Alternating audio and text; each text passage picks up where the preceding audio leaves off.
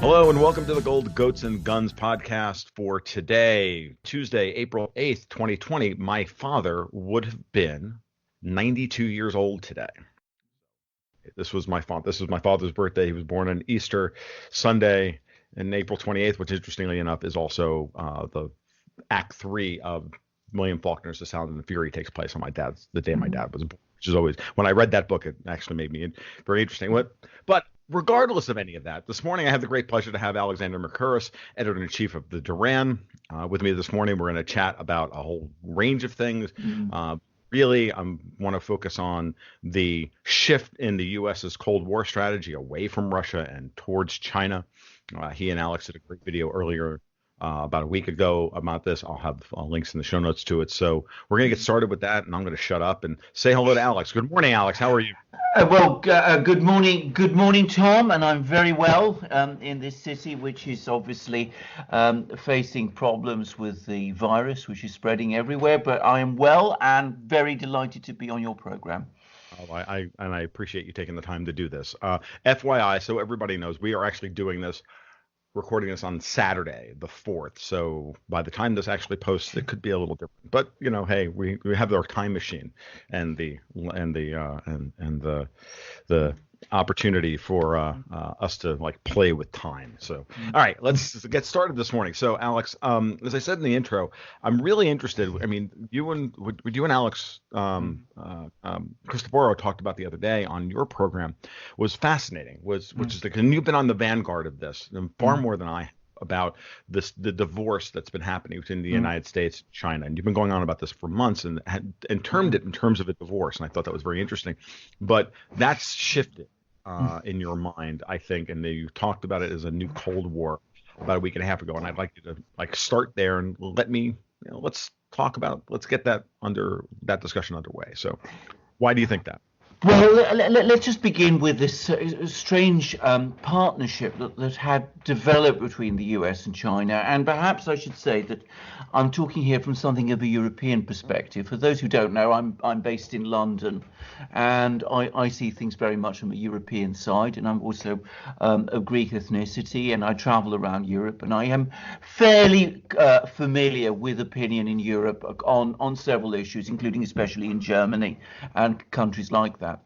And what had happened was that way back in the 1970s and 1980s, the US and China developed a kind of de facto relationship, which was initially, I think, a geopolitical relationship, which targeted the Soviet Union at that time, which was, of course, the country that both of them were at that time in adversarial relationships with. The US and had the Cold War, the ongoing Cold War with the Soviet Union, and China was, of course, a rival communist great power to the Soviet Union. So they both felt that they could work better together against the common enemy, which was Soviet Russia.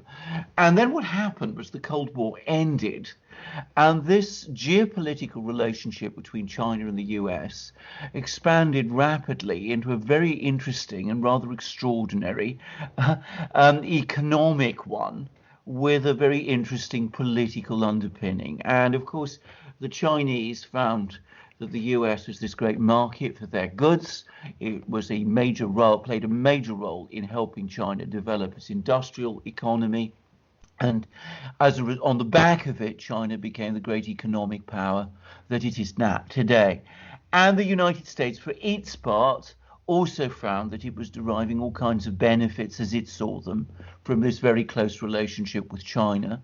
And perhaps, and you're probably better at this, understanding this than I am, Tom, I get the sense that some people, perhaps within the United States, both within its economic sectors and its political sectors, felt that this was benefiting them specifically and especially.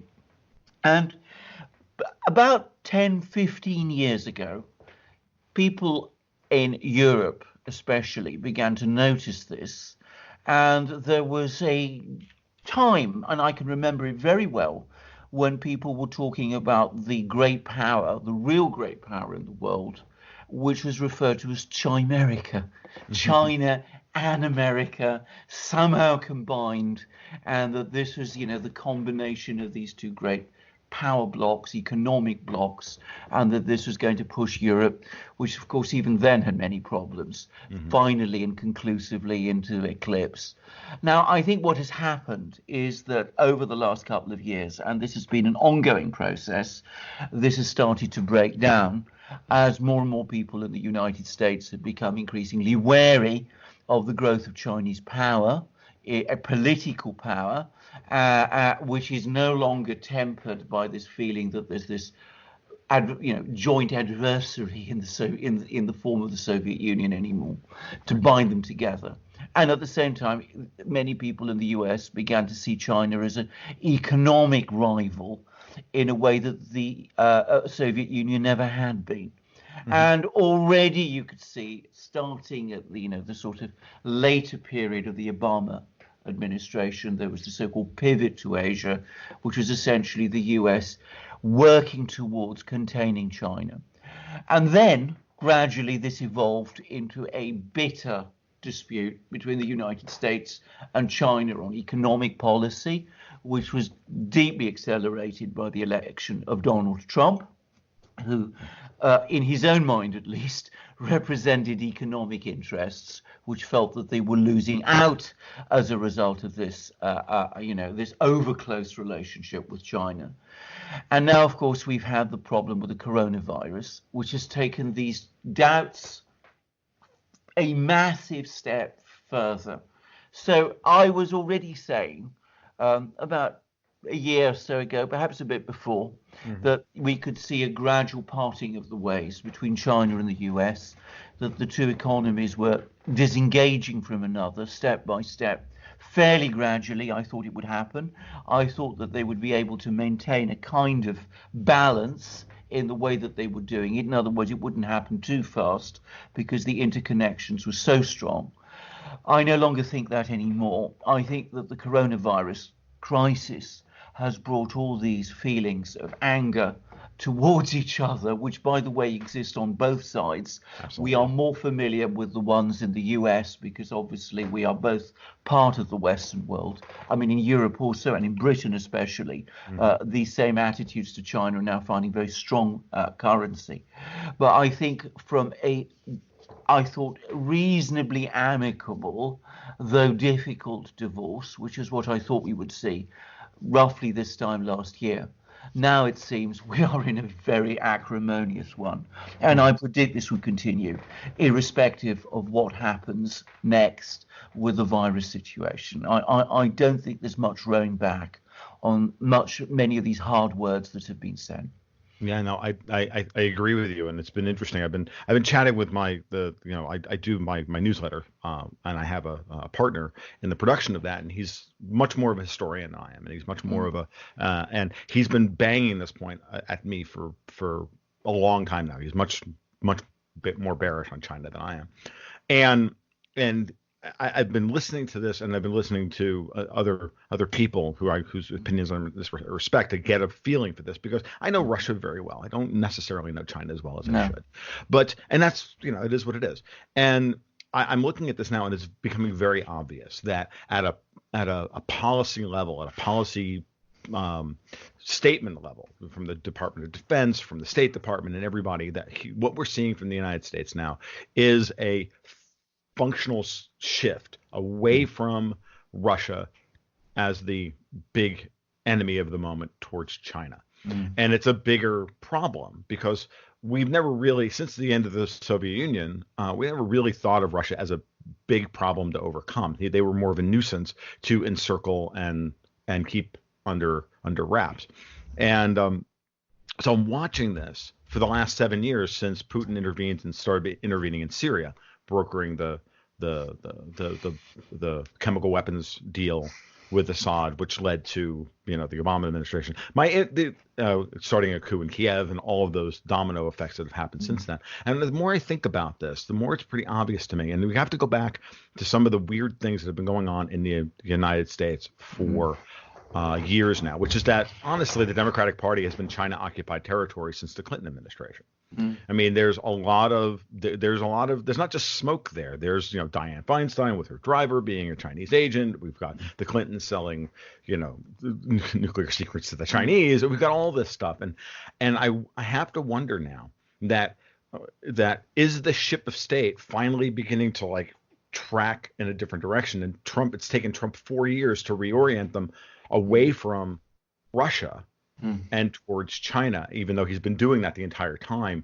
But he's had to like fight tooth and nail this policy inertia, because the United States at a deep level, I think, from the standpoint of the banking oligarchy and all of that, that they like this globalist situation with China, that they're making a lot of money on it, and it's Trump who's been very, very adamant that this is not benefiting the United States and that we need to change that. And if you look at the way his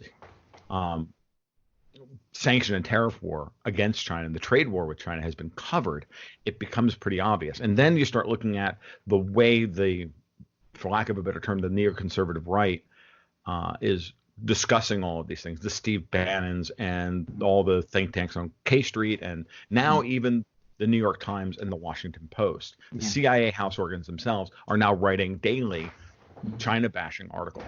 And that's the shift that I see. That's what finally made me go, oh, okay, yeah, this is very much the case now. So I think this is absolutely right. And I think, can I just say, I completely agree with you that all this, in a way, both began with and is now in reaction to processes that fully matured under the Clinton administration. In my opinion, the Clinton administration was the presidency of the banking oligarchy. This is where they achieved their great pomp and position, and if you remember, that was also the time of the Federal Reserve Board under Alan Greenspan in its greatest pomp, as I remember, and many of the features of of the US that we've been familiar with really took their form there. And of course, the United States at that time was pursuing the policies that have become almost hardwired into the political system. In other words, a very, very tough attitude to Russia, an attempt firstly either to micromanage Russia, which is what happened in the early period of the Clinton administration, when they basically were trying to run the government there for the Russians, and at the same time this very aggressive expansion of NATO in violation of agreements that had been reached with the Russians at the end of the Cold War, and of course the embrace of regime change policies wrapped in humanitarian rhetoric and all that. That was that side of it. And at the same time, this is also exactly the period when the United States and its financial oligarchy, and I agree this is basically driven by the financial oligarchy more than any other group of people, really developed what, as I say, the Europeans call chimerica policies. This is where China was admitted into the World Trade Organization. It was at the time when Clinton and the Chinese leadership were getting deeply involved with each other, when the Chinese actually, as is now known, assisted Clinton to get re-elected. Now, this has been far more on this is a real interference in American electoral politics, which has never been talked about, but which actually happened, very different from the entirely fictitious interference by the Russians in Trump's election. So this is in a sense the policy that has been hardwired and has become the orthodoxy in the United States. And of course, what happened with Trump was that he tried to break away from that. And he was one of those people who said, well, Russia is a potential friend. Let's try and divide them from China. China is the country that's been taking advantage of us economically, that is challenging us economically. Steve Bannon, of course, takes us even further. And really, we shouldn't be quarreling with the Russians. It's with the Chinese we really need to be worried about. Now, I'm going to say something about this, which is that I think that the US always has this tendency tendency when dealing with the Russians or the Chinese to pick on the stronger and appease the weaker. And I have to say, and I come back to what I said in a program we recently did. I went to China about 2 years ago, and I found on the one hand, the country's scale, the scale of its economy, undeniably impressive. And yet there were lots of things that were obvious problems. I don't want to overstate things, and I, like yourself, am not as familiar with things in China as I am with Russia.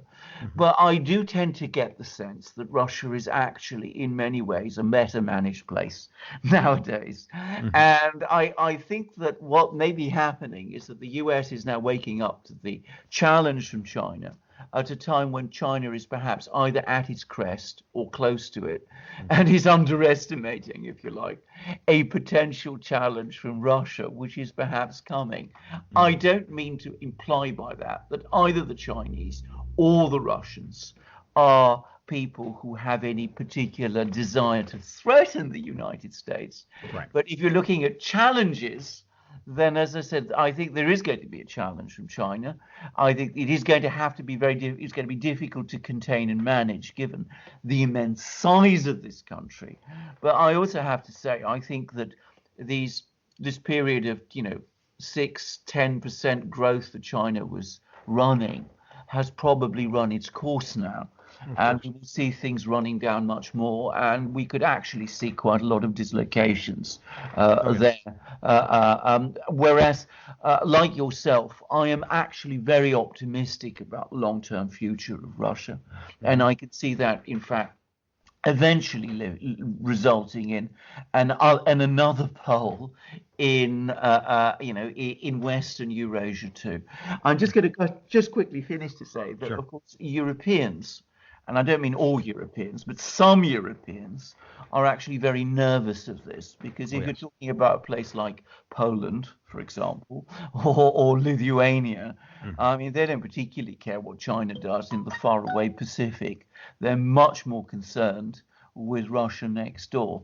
So, especially given that they have very, very strong policies about Russia, which they want to pursue themselves.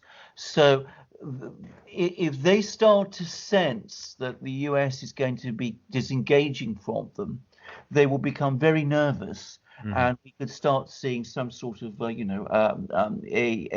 them pulling, trying to get the US back, draw the US attention back to themselves. And that could be quite an interesting development over the next few years, with possibly, confected crises in Eastern Europe in order to try to achieve that. So we shall see. It's a complicated situation, and it's one that needs management, and I think it can be managed. But given how angry people are, and as I said, the Chinese are at least as angry with the US at the moment as the US is with China, for entirely different reasons, I should say. It's very difficult for angry people to act in a measured way, and we shall just see how this goes. Yeah, no, you're absolutely right. That anger is now palpable, and so one of the interesting things about what you were, now I'm trying to remember what I wanted to say while you were talking, but because I made a couple of very fascinating points that I wanted to pull into this. The situation with going back to the Clintons, to remind everybody that it was under the Clintons that we got rid of Glass-Steagall. It was under the Clintons that we saw all of this, as you said, the shift towards this chimerica. But at the same time, what's really fascinating is that we have all of this DNA within the State Department and the CIA and the Department of Justice and Congress itself, all still aligned towards trying to minimize the quote unquote China bashing and minimize the shift away from Russia as the bad guy. Because here's the interesting part about this, and this is the funny, weird part now that the United States finds itself in, which is that you still have the hardcore anti-Russians. You still have you have the ascendancy of the hardcore anti-Chinese, the Steve Bannons, the Tucker Carlsons, the Kyle Basses, the Real Vision Finance, to be honest with you guys. And please salt all of that stuff you see from those guys seriously to taste, because so much of it is way off the chart. But at the same time, you have the situation where now, how do you deploy resources in a failing world, in a smaller world? I know what I want to talk about now. I remembered my point now. How do you deploy those resources to, quote unquote, continue to fight both those battles, i.e. oppose Russian energy projects in Europe, continue to destabilize the Middle East in order to contain Russia and weaken its underbelly without letting Turkey go hog wild, and at the same time then try and contain China in their backyard, right? None of that makes any sense. And at the same time, the Chinese, in a deflating world, their economic power, as we talked about, as that has risen, that rose in the last, and certainly turbocharged in the last 12 years, since the last financial crisis, because all of the debt and the money that was created to fight the last financial crisis showed up as a massive credit expansion in China's economy, which is now bursting. And it's bursting for everybody, right? Yeah. And it's bursting asymmetrically all around the world. And yes, you're absolutely right. We're not going to see 6 to 10% growth rates in China anymore, because there's no capacity to inflate the credit bubble anymore. China's economy is going to have to get real. They're going to have to deploy their savings to bail out and keep afloat specific strategically important businesses and let everybody else hang. The United States is going to do somewhat similar stuff, allowing the oil majors, for example, to stay in business while all the small frackers go out of business and get bought up by the big oil majors, who will then use economies of scale to crush their cost per barrel and keep the U.S. relevant in the oil markets. That's Trump's plan. That's Exxon's plan. So you can see the classic, the classic moment in time here where, during the first stage of the credit deflation and the money that's going to be printed on both sides, the Chinese are going to print a lot of money too. Everybody's going to do this in such a way that they're going to use that money printing and the Cantillon effect of its asymmetric distribution within the economy to buy up all the good assets and let all the bad assets die. And it's no different than what happened in the United States in the 1930s, and it's no different than what happened after 2008, and it's going to happen here in 2020. The question is, politically, can either of these oligarch classes, the one in China and the one in the United States, can they survive this? Because not only are the United States and Chinese governments angry with each other, but the people themselves are angry with their governments. That is very true. Now, can I just say a few things about this? Because you made some very fascinating points. There is a direct connection between the fact that the Clinton administration was the administration that did away with things like Glass-Steagall and the whole Chimerica policies. We would have to unpack that. It would require a whole historical program. But these two events are this whole pattern of events is part of a single whole. And you have to understand the book on the Clinton administration and its pivotal importance has not yet been written, and it certainly does need to be. But coming back to many of these points, I mean, one of the things that I heard many people talk to me about when I was in China is of a disastrous level of overcapacity, and in fact, you can see it. It's swollen to a degree that is, almost uncontainable. But you also sense a political system that is much more nervous about its position than it lets on. That's why it has all these sweeping social controls, which you really have to be seen to be believed. I mean, the extent to which the Chinese government surveys and monitors its population is like nothing that any modern government in any great power has ever done. I mean, this leaves East Germany far back in the tracks. I mean, you cannot compare the two systems. So clearly there are tensions there, and my impression was that because there has been this huge growth in China for the last 30 years, and because people's living standards, at least in places like Shanghai, have increased, that has bought the Chinese government a certain measure of legitimacy and acceptance, And of course, there is genuine pride amongst Chinese people at what China has achieved and done. But I don't think that is something that can be relied on over the long stretch. So I think that is one thing I would say. I mean, at the moment, the Chinese government is holding things together. They are under control. They are still very much in control. But it's very, very easy to see where things could go badly wrong. I think the United States, it's an even more complicated situation because at least in China, the oligarchy is absolutely open. I mean, the Chinese Communist Party runs the country. Right. There is no real pretense of it being any kind of democracy. I mean, they don't even pretend it is. There are no elections to speak of that are real elections.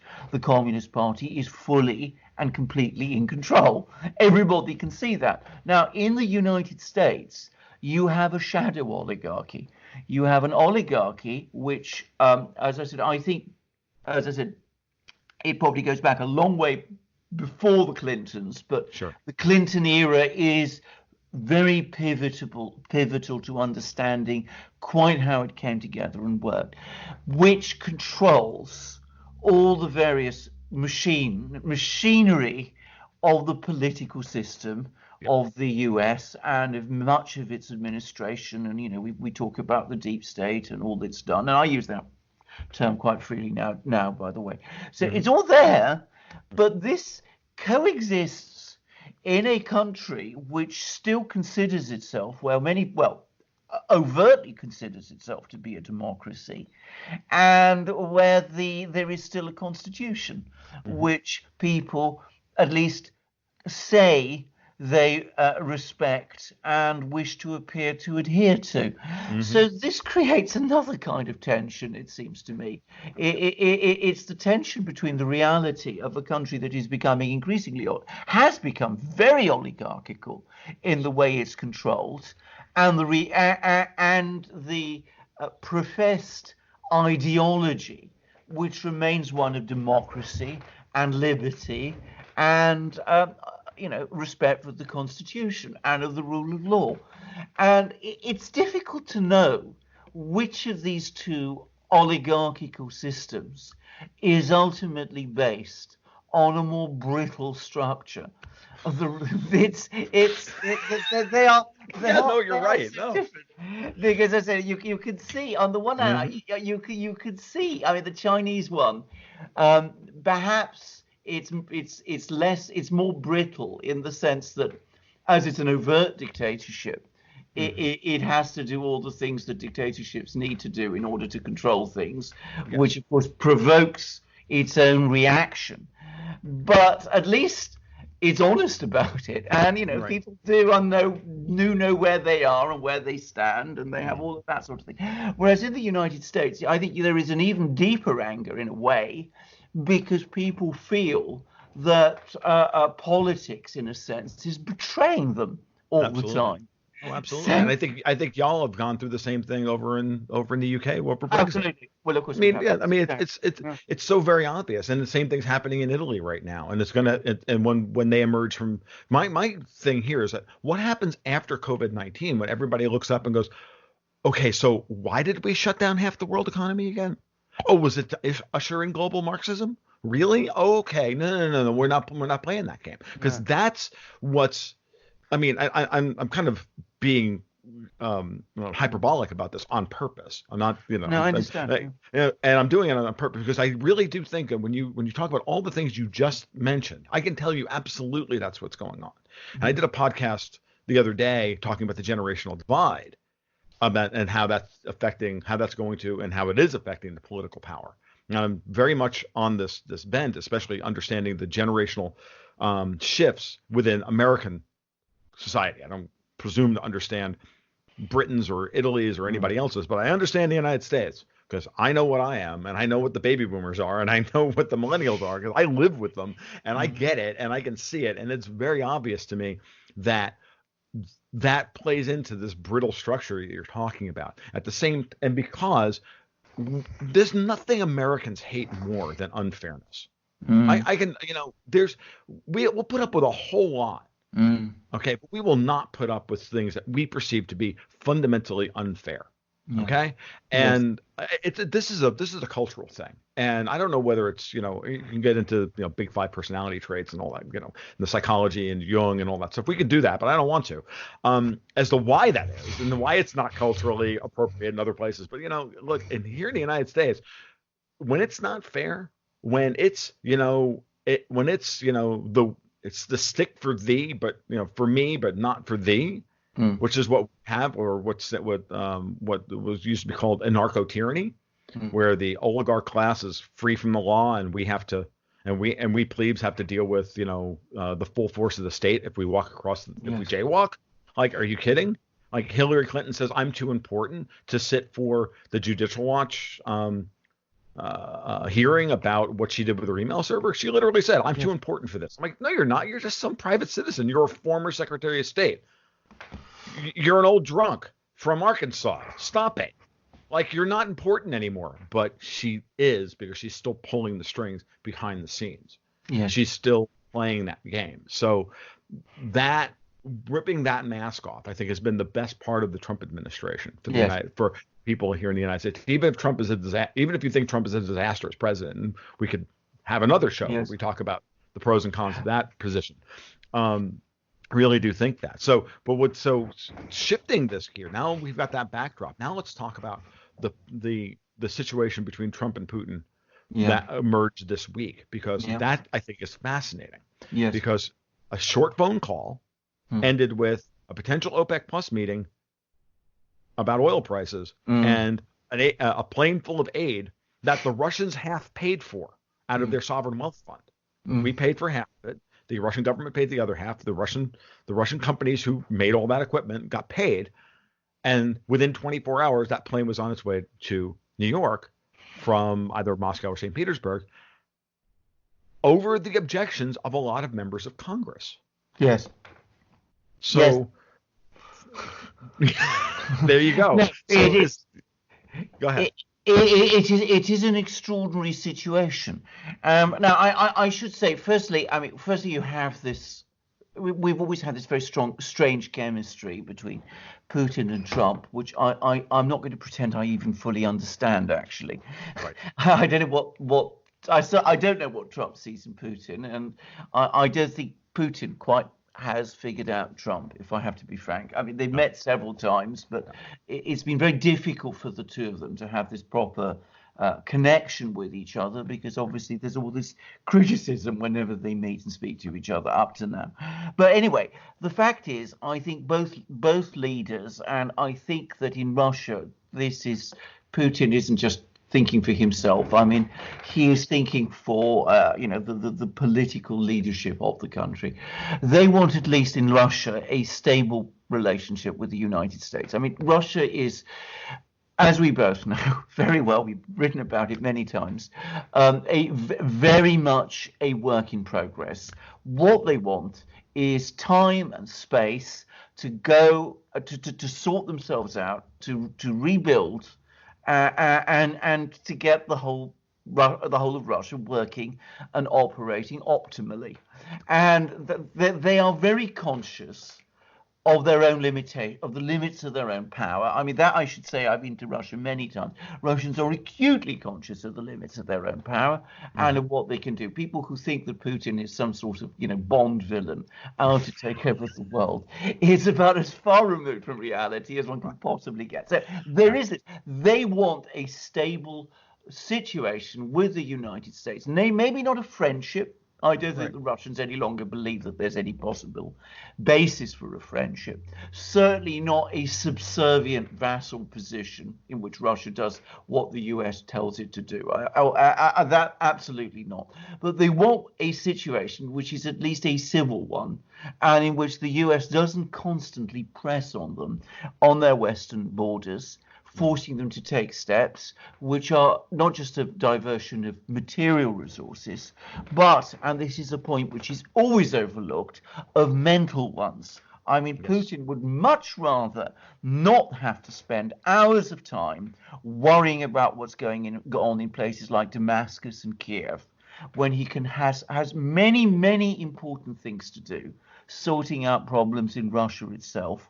And again, anybody who makes the mistake of thinking that the Russians are primarily focused on foreign policy, I would again advise them to look at Putin's website, and you will see that that simply isn't so. So that's what the Russians want. So from their point of view, sending an airplane full of equipment to the United States if it builds a bridge to the United States, makes sense. It also makes them, of course, feel better about themselves, because a lot of Russians remember how in the 1990s they were getting what the US called aid, and that was very humiliating for them. So it's nice to be put in a position where they're doing the aid providing for a change. And at the same time, I don't think there's any doubt at all, because Russians have a sense of humor too.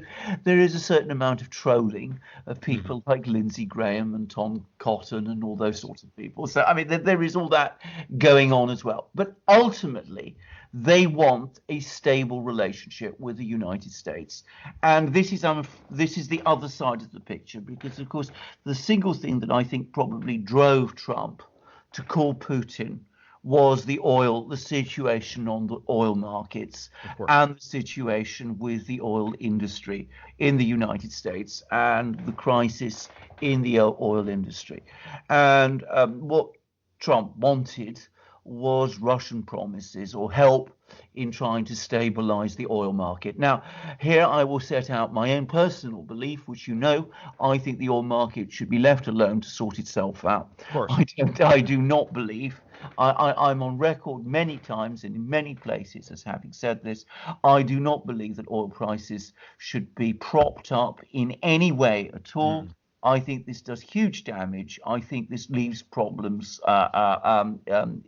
accumulating.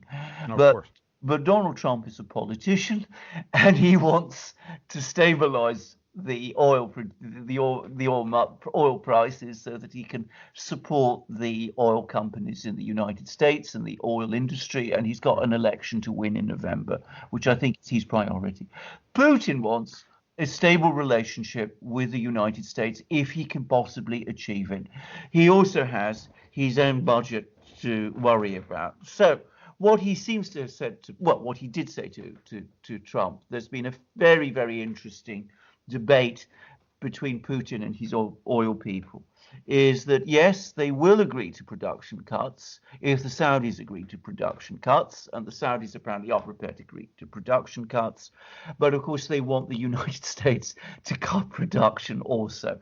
Now, whether that is possible, I don't know. Whether it's possible to force the United States to commit to production cuts, I don't know. But I mean, given the state of of the oil market at the moment, I would have thought that there would be people in the United States who will be cutting production anyway, as part of, in response to the general market conditions.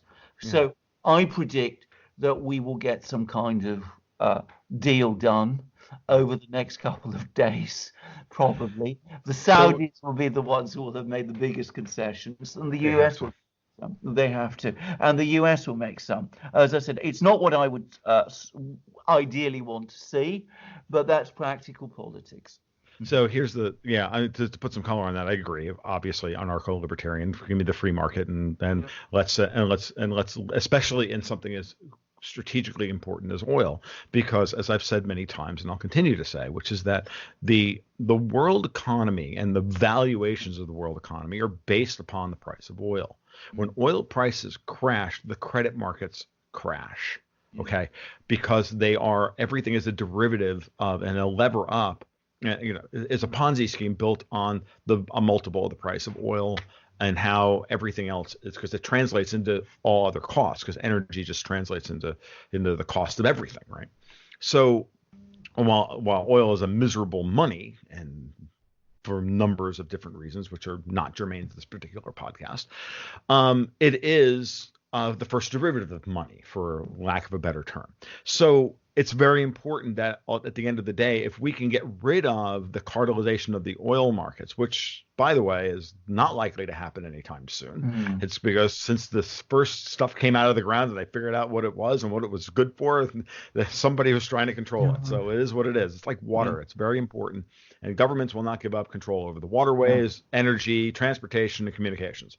They like the wire. They want control of it. That's the way they are. Now, that being said, Putin said he could live with $42 a barrel oil. Yeah. Trump could probably live with $42 a barrel oil from an oil major's perspective, right? Yes. And from a wildcatter's perspective, from a small oil producer's perspective, $42 a barrel is not possible. No. They don't have the scale in order to achieve those kinds of costs. But the bigger problem here is it's millions of jobs, Alexander, that the Trump administration is looking at. It's housing prices. It's defined benefit pension plans that have bought trillions of dollars of double B and C rated bonds, for looking for 7.5% yield in order to maintain their payouts. They're looking for all of that stuff. So we have that. We have Putin on the other side, obviously can handle just about any oil price, because the bigger one here is going to be whether or not the United States can actually cut production. And the most credible thing I've seen, because you got to remember that once you pressurize these unconventional wells, and this is kind of where they're done. You can't stop. You can't turn them off. Right? They're just going to run. Now they run with their decaying exponential production curves, and no new wells can come online. But there's other conventional sources that can be cut back. And the thing I heard somebody posit, and I think is the most likely outcome here, Trump will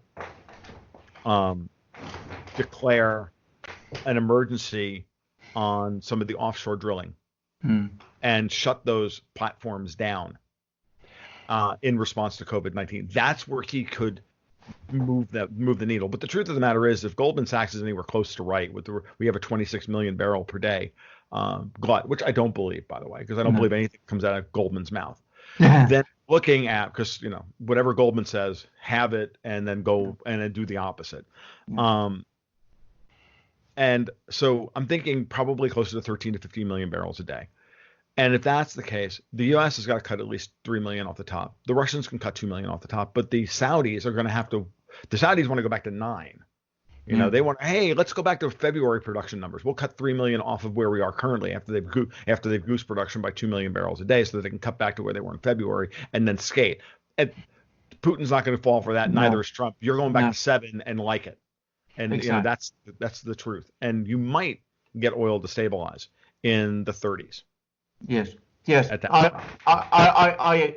think that is very much the game plan. If you read the Putin the transcript of this meeting, that seems to be very much the thinking there. And I agree. I think that is what Trump is probably looking at. Can I just make one very quick point? I mean, sure. The arguments that we used at this meeting was, that the world is running out of storage space for all this oil, and that was going to create all kinds of problems.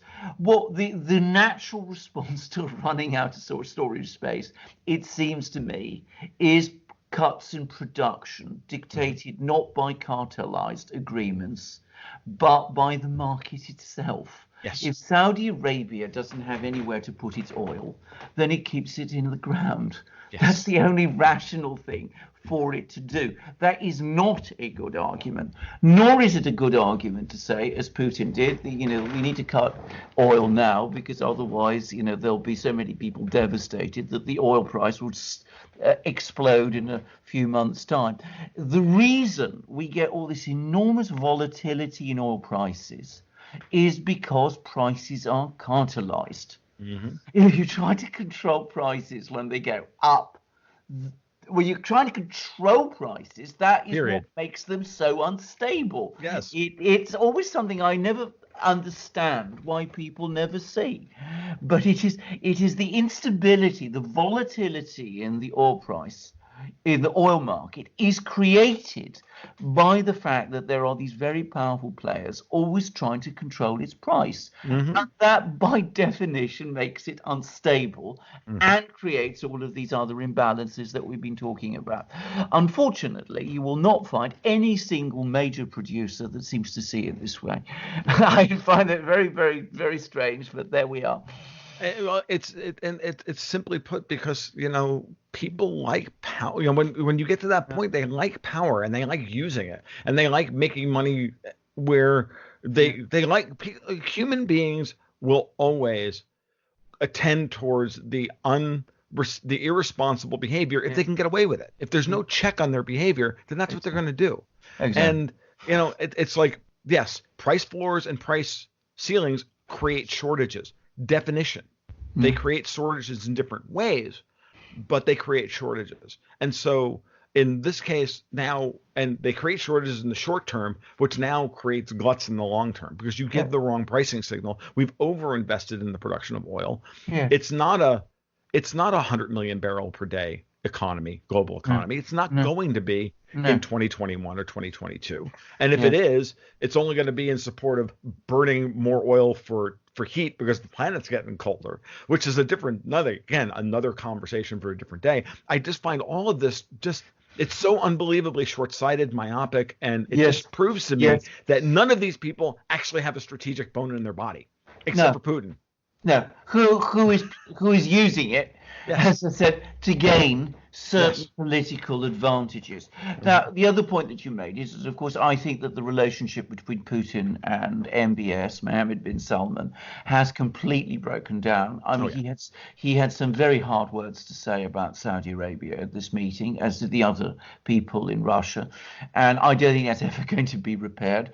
And I completely agree that at the end of the day, it will be the Saudis who will be forced to carry the biggest cut. And I think that what has happened, in effect, is that Trump has presented the Saudis with, well, you could call it an ultimatum, and he's got Putin's backing to do that. And that's basically what happened. So whereas the Saudis were angling for a sort of joint Saudi-Russian attack on the shale oil industry in the US and all this, what they've instead got is the US and the Russians ganging up against them. It's funny. I've played all of the scenarios out. I've listened to, I've talked to people on Twitter and here and there, and I've played all these various games out in my head. I'm like, okay, so this one versus that one equals what? This one, I've just gone through all the scenarios, and I'm like, here's the one that no one wants to look at, which is that, look, are you thinking? I'm thinking at this point, it was just Trump is looking at MBS going, dude, you failed at everything I've asked you to do in order to get what I want. I've asked for X, Y, and Z. I've asked for Arab NATO. To enforce the deal of the century, the terrible deal of the century, the Jared Kushner plan for Israel and Palestine. I've asked for you to take over our position in stabilizing Syria. I've asked for this. I've asked for you to get control of OPEC. All you've done so far is survive CIA coup attempts against you, and my troops are protecting your oil from Iranian terrorists. And this is the way Trump is saying it, the Houthi from Houthi attack. Why again am I like doing all this? What do I get here? Yeah. And I can easily see Trump looking at this point because Trump is very good at this. He goes for the big ask. He goes for the thing. He goes for a big deal. And then when it doesn't come together, he's very good at going, yep, nope, we got nothing. And cut it. And this is and I can see him hanging bin Salman out to dry here after bin Salman, who he's given every advantage to, sent him money, done this, and supported him in every way. Then bin Salman goes around and bites the hand that feeds him and tries to destroy Trump's prized shale oil industry and take out millions of U.S. jobs in an election year. I'm like, Donald Trump's a gangster. From my perspective, I'm like, no, have that guy killed, have his family killed, string him up like dogs, be done with it. I mean, he learned from the best. He learned from Roy Cohn, for Christ's sake. You never forget that about Donald Trump. Never forget that moment, that moment is right in front of you at all times. So, I agree with this. I would also say something, which is from looking at this from the Russian point of view. sure. They may not be quite as forceful in the way that, and of course they don't have the influence in Saudi Arabia that the United States does. But if they see the back of MBS, bluntly, they won't be sorry. Because from their point of view, he has also proved to be a disastrous partner. I remember about a year ago, 2 years ago, that the King of Saudi Arabia came to the MBS's father came to Russia, and there was this. They rolled out the red carpet for him, Yep. and there were all these promises that the King and MBS were making at that time, that they were going to invest in all sorts of Russian industries, and they were going to do this, and they were going to do that, and they were all kinds of promises in return for all kinds of Russian help that they wanted at that time.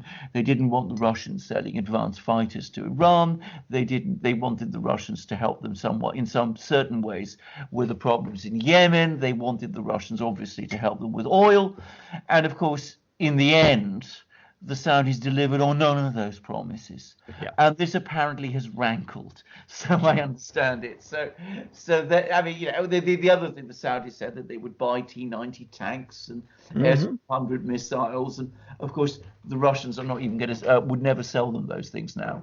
I mean, they might have done then, but I mean, I think and they no longer trust them. Yeah, no, you don't. Putin is very good at giving you all the rope you want to hang yourself and find out whether you're agreement capable or not. Yes. Remember that phrase. You're not indeed agreement capable, and that keeps coming up over and over and over again. And he did this with Erdogan in Turkey, and he's now done it, and he's done it with MBS and King Salman in Saudi Arabia. He's done it with Trump, and Trump he still has to deal with. Yes. Whether he wants to or not, even though Trump is, has betrayed him on a number of different occasions. But, whether or not Trump was actually allowed to not betray him is I think a little different story. But at the end, on the other side of this, rounding back to the beginning, Xi has kept all of his provinces to Putin, like it or not. And this is I think what really rankles American China bashers or China hawks or whatever you want to call them, which is that we keep losing the PR war to China, we keep losing and to the Russians, we keep losing these little battles. But I'm like, you brought it on yourselves, you weaponized the dollar, you did this, you did all these other things, and then you expect people to treat you well. Well, that's what are you, out of your mind? I mean, at a certain level, you gotta got news for you. That's not the way it works. Well, exactly. I mean, this is a fundamental point, because I mean, one does see and hear people say, does Russia really want to go, to line up with China? Shouldn't Russia, move over to its more culturally natural partners in the United States and Europe? It's that particular train has long since left the station. Putin deals with Trump because he has no choice. I said the Russians are very conscious of the limits of their own power. They understand that however difficult it is, they have to talk to the United States, because the United States is still the world's leading superpower. So they have to do that. But if you again go to the Kremlin's website, you will notice a very interesting thing, which is sometimes what you don't see is as important as what you do, and you will never ever see a record or a summary or a readout on the Kremlin website of any telephone conversation between Vladimir Putin and Xi Jinping. Now, that isn't because they don't talk to each other. It's because they talk to each other all the time, and what they say is kept secret. It is inconceivable, if you think about it, that these two leaders don't talk to each other. So you will see endless messages about Erdogan, Putin, endless ones about Trump and Putin when they do. With Xi Jinping, nothing. And that actually tells you so much ultimately about the nature of the relationship. That is a real strategic partnership. And that's not going to change. I mean, that is set in stone now for the foreseeable future. I don't see it going to be like this forever. No, of course not. for the future that we can see for the moment, the next 10, 15, 20 years, it will be a constant in international relations. It has to be, because this is the only way the two of them are going to be able to deal with the breakdown of the shifts that are happening within the United States and Europe, which Yes. I want to transition to Europe. I'm glad you brought up Europe in that last comment, because one of the things you and I talked about before we started recording is I wanted to talk about Europe a little bit. Specifically, I wanted to talk about Hungary, simply because they've been out of the news, but it's been interesting how the European Union has taken their eye off the ball. I was reading a friend of mine in Hungary who I converse with all the time, and she asked me the question. She's like, how can the EU, with everything that's going on right now, spend 5 minutes worrying about Viktor Orban being granted, near dictatorial powers in Hungary when, we're acting constitutionally? And this is like, you guys have a real humanitarian crisis on your hands. You have people dying by the thousands in Spain, France, and Italy, and you're worrying about us? Like, it doesn't make any sense. Well, it doesn't make any sense, but so little about what the European Union actually does now makes sense. If we're talking about,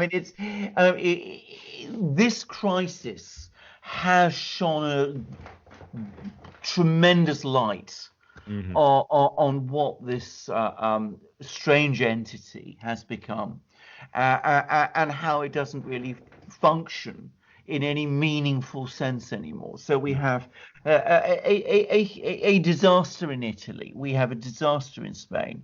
In Germany, the situation is not good. Can I say that? Because again, in some ways the Germans are handling it a bit better than others, but they start from a stronger position because they're a richer country. They have a better administrative system and health service than other places do. But they're not handling it well. And the last thing they need, it seems to me, is to agonize about what is going on in one of the smaller European countries, which is Hungary. But what it shows again is, firstly, what an ideological project this ultimately is, and how much that matters. That seems to be the single most important issue for some of these people, and how much Viktor Orban as an individual has got under their skin. Yep. And it's not just because, he's accumulating powers and things of that kind. What I hear about from Hungary, I don't know Hungary very well, but from what I hear about it, he's actually very popular in Hungary. He's seen by most people in Hungary as the person who led Hungary out of an economic dead end, basically. Yes. So he is a popular man in Hungary, but he also constantly makes clear that he is not ultimately somebody who signed up to the ideology of the project. And that is something that is unforgivable and cannot be countenanced. And that's why you get this constant hammering away at him and harassment of him and of Hungary in consequence by the various people in Brussels and Berlin and Frankfurt, and I have to say Paris too, who ultimately the ideology, or if you like, it's not even a coherent ideology, the sort of strange system of attitudes and ideas that make up their sort of worldview, their neoliberal worldview, that matters to them much more, it seems to me, than the fact that people are dying by the score in Belgrano or some place like that. Right. And I find it also interesting. You brought up Poland earlier in relation to a resurgent Russia and all of that. And I look at the Three Seas initiative. I look at the Visegráds as a group. I look at the Czechs. Yeah.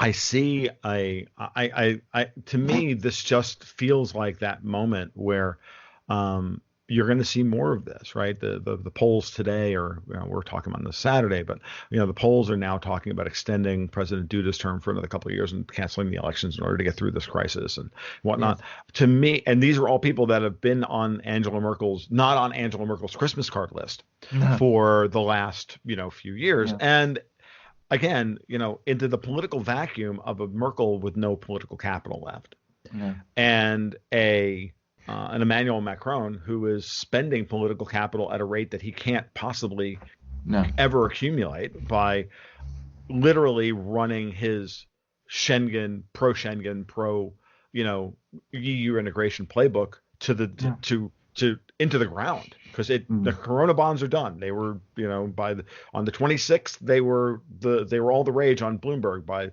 April 1st we had to declare them dead on arrival. Right? Absolutely. There's no opportunity here. The Dutch and the Germans are holding their ground. So the split within the EU is coming, and when the countries like Spain and Italy and whatnot, and even the Italians can't, like the globalist Conte, who's a satrap for Merkel, is trying desperately to, you know, guilt everybody into betraying Italian sovereignty at every level. He floated this idea that they're gonna collateralize the next round of bonds that they issue with all of the Italian state buildings and all the Italian government holdings. Like, did you not talk to the Greeks about this? Like, that was always the plan, right? Yes. And like, that was what Germany's been holding out for the entire time. It's absolutely insane. And when you look at a guy like Viktor Orban in Hungary, like, if he's not doing what he's doing, which is to protect Hungary in every way from the depredations of these mad people in Brussels, then he's absolutely doing a disservice. And he stands as a pole. He stands as an incorruptible node in many ways, like Duda in Poland, and Babiš in the Czech Republic, and Putin in Russia against these people.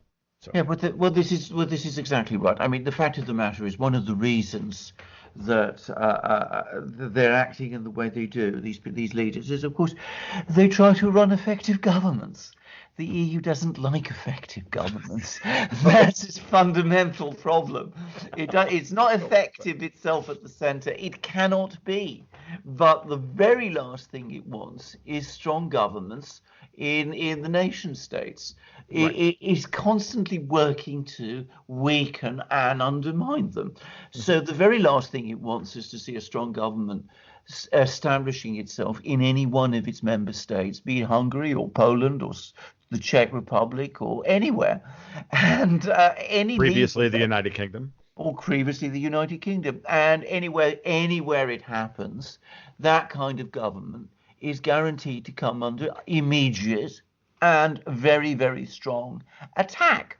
And that is why, I mean, apart from the fact, as I said, that he doesn't talk the talk in the way that they want him to or expect him to, that is why Orban and Duda and all the others come in for so much criticism from the EU and so much attempted destabilization.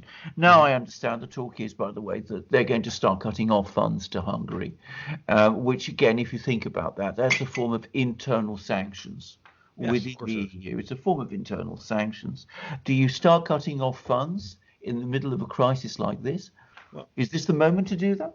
Well, you know, what's interesting about that is that all that will do is, you know, interestingly, when you look at Hungary's policy at a 40,000 foot level is to not really ally with anybody. It's to be nice with Putin, because, you know, you have to look east and you have to look west, and you have to balance both of those things. And that's why Viktor Orban has not left the European People's Party, the EPP, within the European Parliament. Good morning, my cat just arrived and decided he wanted to join the conversation.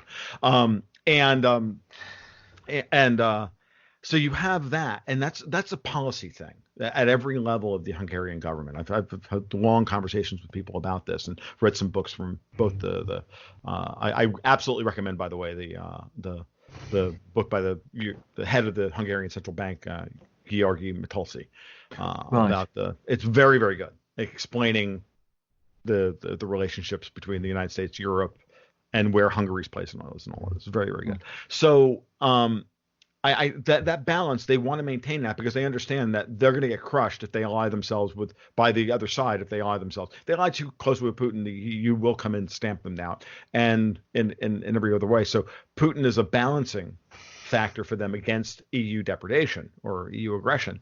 And the bigger question then is, what happens when the EU starts to fracture to the west of the center? Yes. Right? Spain, Portugal, Italy, to a lesser extent even France. Now the UK is gone. So watching, if they continue to go this route, you will see Viktor Orban, you will see Babiš, you will see Duda.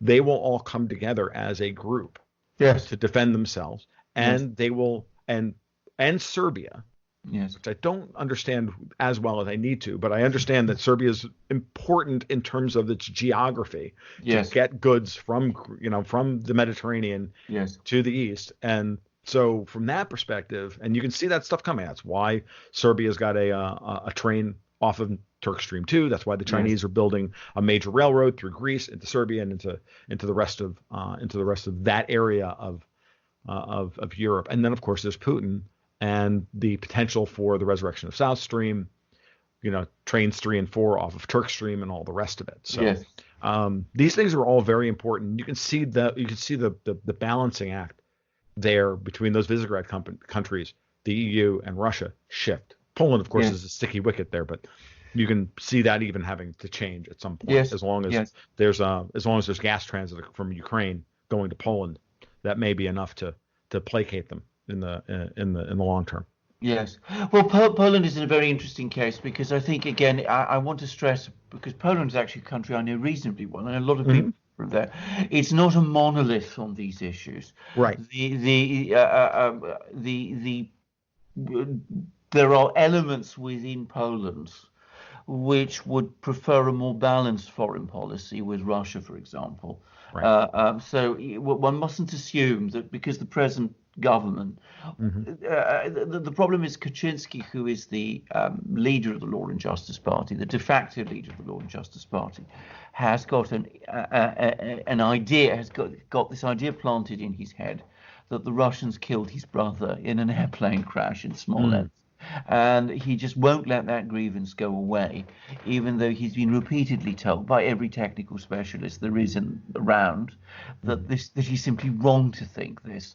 But this is not representative of the general view in Poland at all.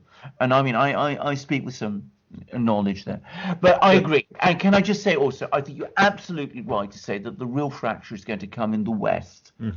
And the two countries to look at, Spain, I'm not going to pretend I know much about Spain. It's the one European country in the West that I really don't, the big one, that I really don't know very well.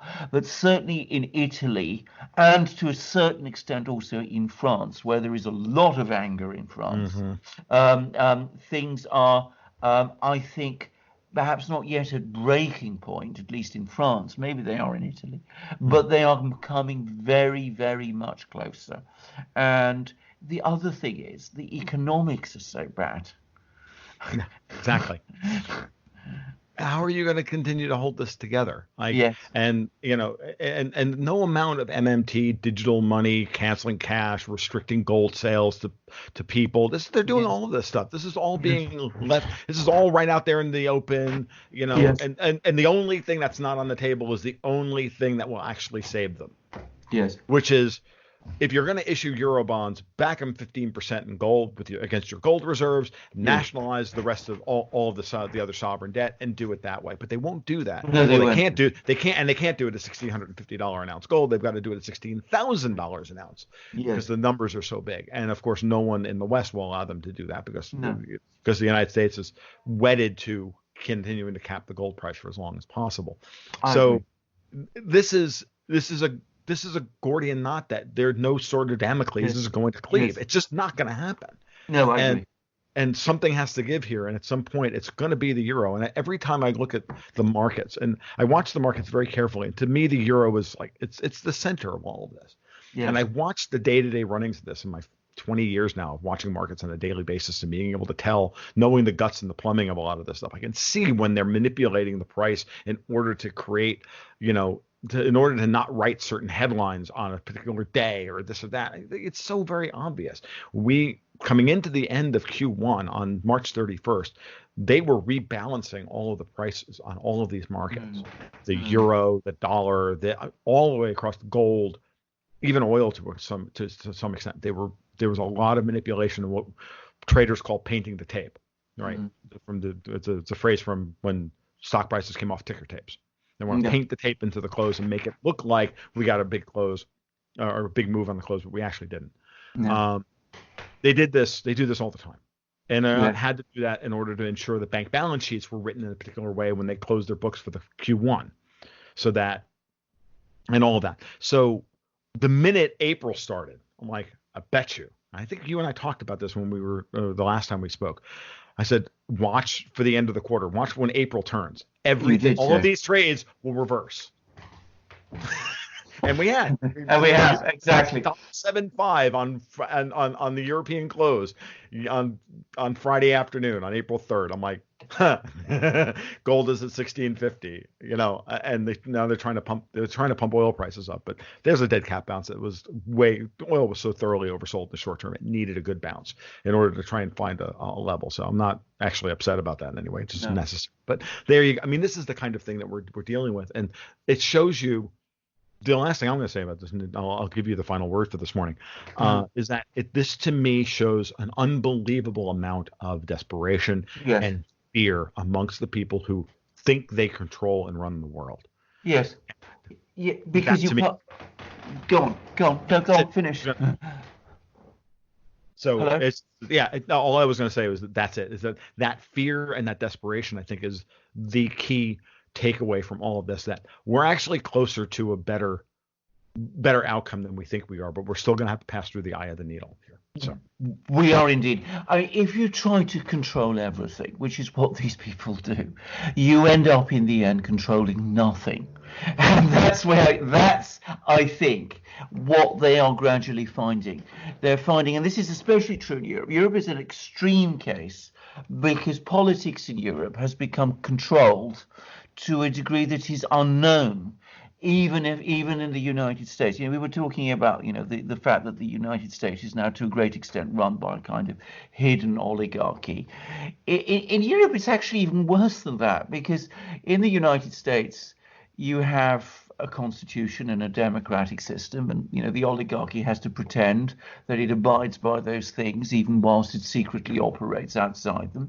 And in China, as we said, it's an open oligarchy which runs the country dictatorially. Europe is neither the one nor the other. It's a sort of very bizarre combination of both, because you don't have a real constitution at the center. I mean, the European Union is not a state structure and cannot ever be one. It's not designed to be one, so it cannot function in that kind of way. And yet it has drained democracy.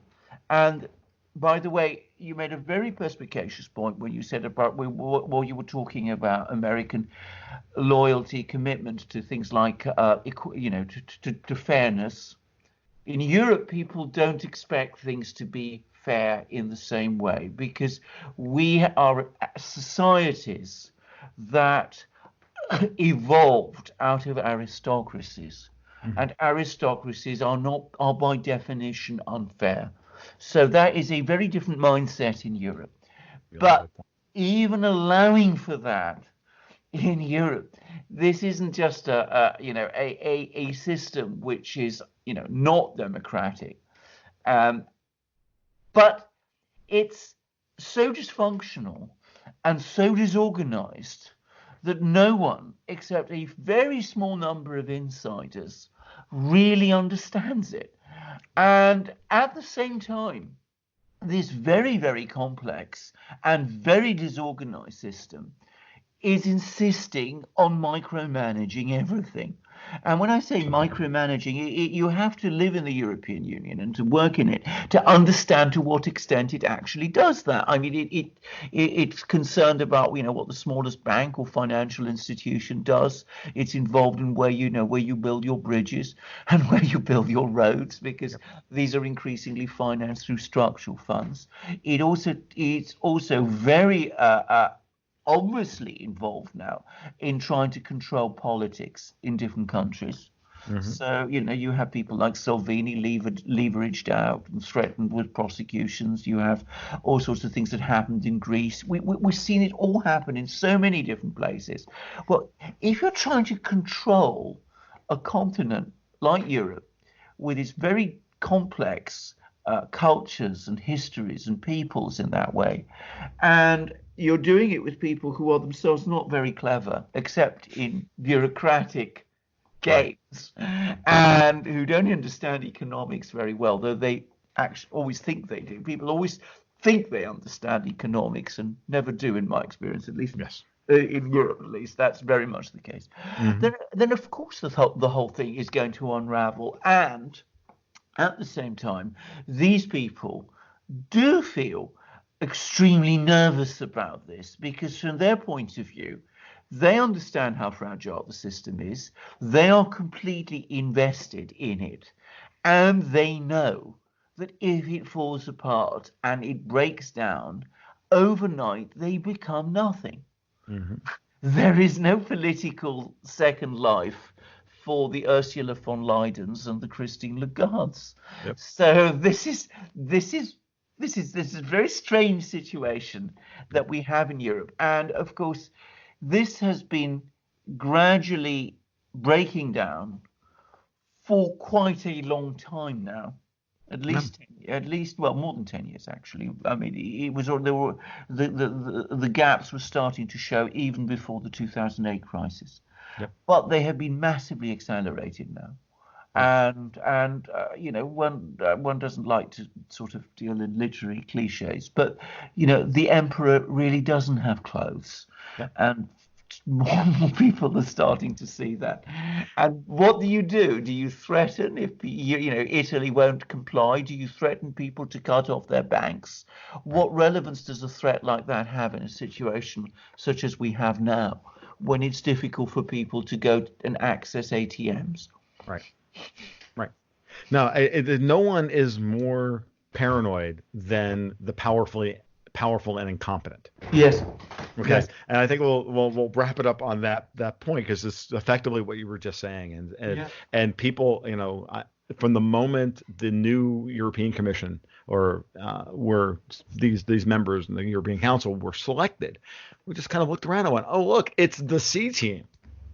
Like, and you're going to go up against Putin, Xi, Trump, the rest of them, like Ursula von der Leyen versus Donald Trump. Well, okay. Good luck. Yeah.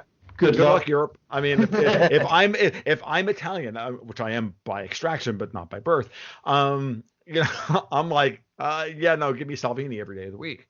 If I'm Hungarian, I want Viktor Orban. Yeah. You know, I want Boris Johnson if I'm the Brits, and you know, for all of Boris's faults. Yes. You know, and they are legion, but you know, relatively speaking. Well, he's a real politician. I mean, he's a real politician, and we voted for him. Yes. And he's actually showing a fair amount of leadership in his own kind of odd way. So I'll give Boris some credit here. So we'll go with that. We'll talk about, I think there's also a very interesting, the next time you and I get together, I might want to talk about the United Kingdom a little bit more, because I think there's a very interesting dynamic occurring now over the withdrawal agreement and Brexit and the future relative to the UK and China and all that. I don't want to talk about that for today, but I'm beginning to get a sense of where the UK's position is in a post-Brexit, post-COVID and post-Brexit world that is very interesting and very intriguing. So I'll leave that for another day. Alexander Mercouris, this has been just an absolute this is the best way to spend a Saturday morning in my world. So I get to sit and chat with, you know, with someone whose opinions I not only respect, but who just it helps to help clarify so many things that I thought I knew. So really, truly appreciate it. Looking forward to do this again whenever you and I both have time. So be well, and we'll talk soon. We will indeed. The very kind words. Thank you very much, Tom. And can I just also say, hugely enjoyable for me also to be able to talk to you on this afternoon. It's afternoon here in London. Well, I hope you enjoyed this episode of the Gold, Goats, and Guns podcast as much as I enjoyed my conversation with Alex. And yes, I do know that today is actually not April 8th. It's April 7th. But I left it in there because, well, my dad was a hell of a guy, and he died when I was 25, and it doesn't matter if this is not quite the right day. So he's going to be 92 tomorrow. It is what it is, but he was a hell of a guy, and a hell of a father, and a great role model, and I owe him a lot. So with that said, this week's episode is done. We'll be back next week with episode 29. I hope you can join us, and if you like what you heard today, please like, subscribe, tweet it out, send it to your friends, do the thing. If you want to donate to the podcast, you can do so by PayPal or Patreon. We have links down below. You can also install the Brave browser, which you can earn crypto tokens called BAT, and you can use those to donate to the podcast via my blog at tomluongo.me. You can follow me on Twitter at TFL1728. You guys have a great week. We'll talk soon. We'll talk next Tuesday. And I'll get the date right, I promise. Be well. Keep your stick on the ice.